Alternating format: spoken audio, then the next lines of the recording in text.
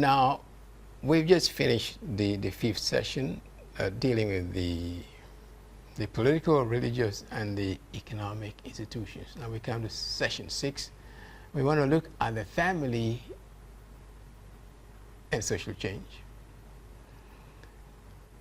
Well, again, we begin with a definition of the family.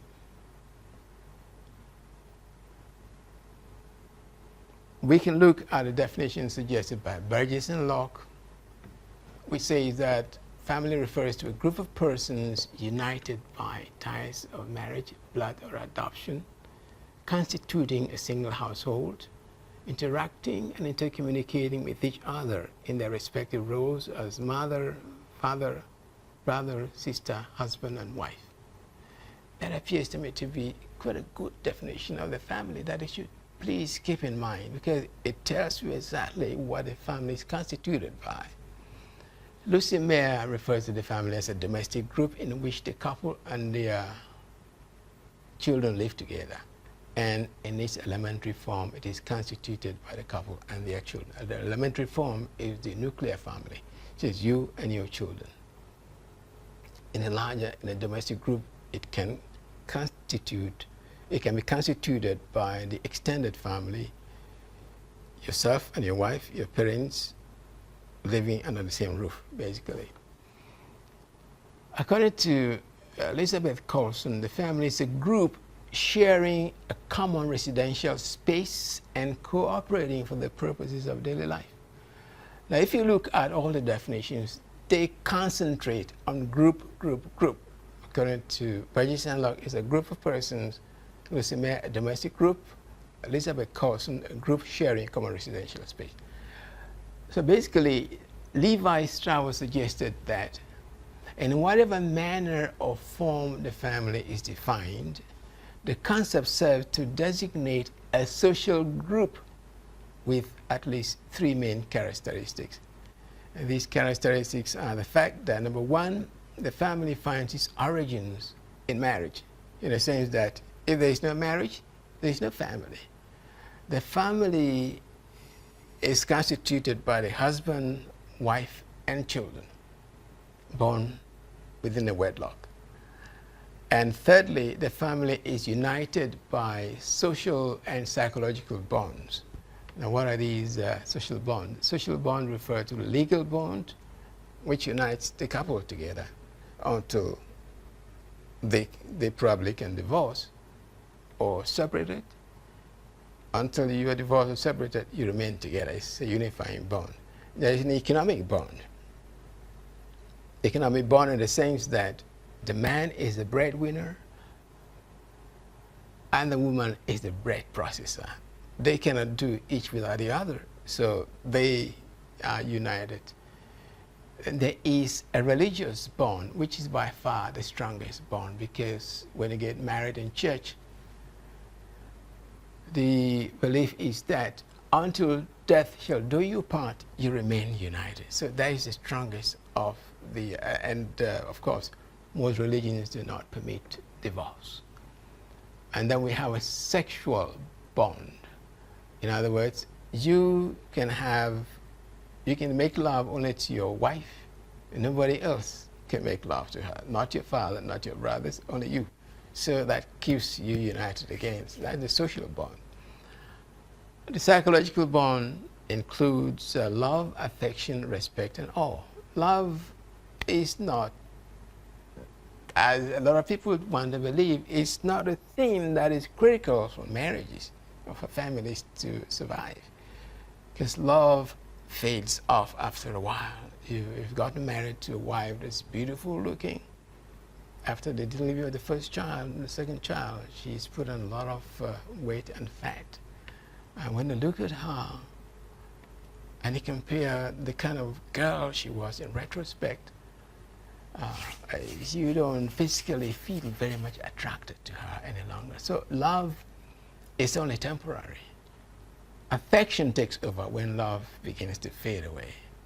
Affection is friendship, and the fact that you value your wife or you value your husband, the contribution of the wife to decision making in the home is critical. So when your wife is not there, you will begin to miss the fact that you were a very valuable member of the family. Respecting your husband, respecting your wife is one way of really keeping the marriage united, and all refers to the fact that the family is headed by the man. The man is the head of the family, and everyone else looks up to him for basically the protection, just like God is the ultimate father, and we all look to him for our protection. So members of the family, they look up to the man as the head of the household. So that keeps the family together, psychologically speaking. Now, the family has experienced social change in a number of areas. The primary functions, and the secondary functions as well. In mate selection, the stability of the family, one of the factors which are causing divorces in the country today, to the extent that the rate of divorce in Ghana currently is around 40%. And then the decline of polygyny, as well as the nucleation of the family. The primary functions refer basically to reproduction, maintenance, status ascription, and socialization. All of these functions are being performed by the family currently, in terms of course, families are still making babies. They are maintaining them. They are ascribing to their children a certain status, and they equally are socializing them at the primary level. But there have been some changes. In terms of reproduction, science is coming to help families which are experiencing infertility, in the sense that if you're married to a woman or to a man and for the first year no pregnancy, second year no pregnancy, third year no pregnancy, wow, then you start becoming quite worried, and you may have to look for medical advice or medical intervention. And this is in the form of in vitro fertilization, where the man's sperms can be fused with the woman's eggs outside of the womb in a test tube. And then the fertilized egg is further transplanted into the woman in vivo. And that will give you your children. So there has been some change as far as reproduction is concerned. Maintenance is still being done by parents, but the school is there as a modern institution which is supplementing the role of the family in maintaining the children in terms of feeding, shelter, and clothing, except that parents ultimately would have to pay for this. And status ascription is when a child gets his initial status from the father and not from the family. The father is the one who assigns the social status, the social class to a family. Families can be regarded as working class or low class families. They can be middle class families, or they could be upper class families. That is from the father. If your father is the president or the king, you belong to an upper class family. If your father is a working class man, a laborer, you belong to a low class or working class family. So that will never change, because whether we're in social change or in the traditional communities, parents will still occupy certain statuses which they will ascribe to their children at their birth as either low class, middle class, or upper class families. Then we can speak about socialization, which is also a primary function of the family. That is still being done at the primary level, at the family level. The acquisition of language and also instinctual behavior such as elimination or hunger. Parents are still doing that, but this is supplemented again to a large extent by the school. When children go to school, they pick up all kinds of languages which are not even spoken in a home. My own children are an example. I don't speak Twi, but they picked up Twi and speak very fluent Twi as a result of going to school where they picked up the language. So the school is there supplementing the primary functions of the family. Now, there are secondary functions. In performing secondary functions, the family is believed by McElmer to perform the functions of society. In other words, political functions, religious functions, economic functions, marital functions, and educational and healthcare delivery functions. Politically, parents are still responsible for disciplining their children. But again, the school is there to supplement the disciplining of children. In terms of religion, that refers to the moral education of children. Families, parents are still doing that.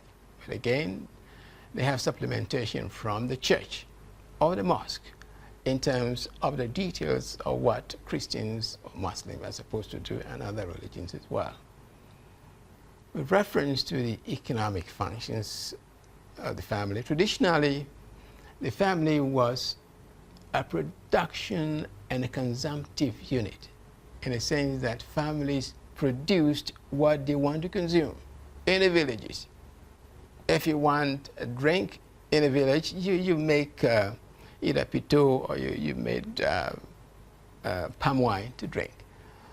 But in the urban areas, a lot of the stuff that they want to acquire have already been manufactured and are being sold in the shops. So the focus, economically speaking, in the urban areas is to how to make money. Money to be able to acquire the things that you could have produced in the village. So the function of the family here is to ensure that children in the family in the urban areas get into some kind of skills which they can use to generate income for their own survival and the survival of the family as a whole. Educationally, parents are still doing their best in paying the fees of their kids, but the kids have all kinds of opportunities to go and train in various types of educational institutions in the urban communities, but the fees, again, have to be paid. It's not like in the villages where you have to teach your child how to weave a basket yourself. In the urban area, there's a technical school which can teach your child what is the skill, but you have to pay for it. Healthcare delivery in the villages, well, you went to the herbal practitioner for either herbal treatment or psychic intervention. But in the urban communities, the hospitals, the clinics are there. Parents are still responsible for payment of the bills. So these are the institutions in modernization which have been established as a supplementation to the functions of the family in the urban communities. Mate selection, in other words, at what time does a person get married in the urban area? This is an issue which has actually been impacted a lot by social change.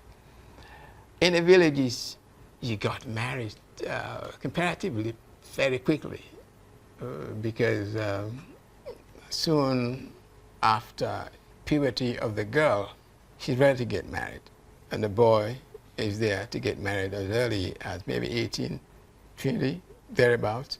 The girls, soon as they've gotten through the puberty period, they're ready. 15, 16, 17, 18, they marry. In the urban areas, the age at first marriage is getting higher and higher. It's been postponed. Why? Because you needed to be educated well enough. You needed to get your first degree, and in some cases, you want to get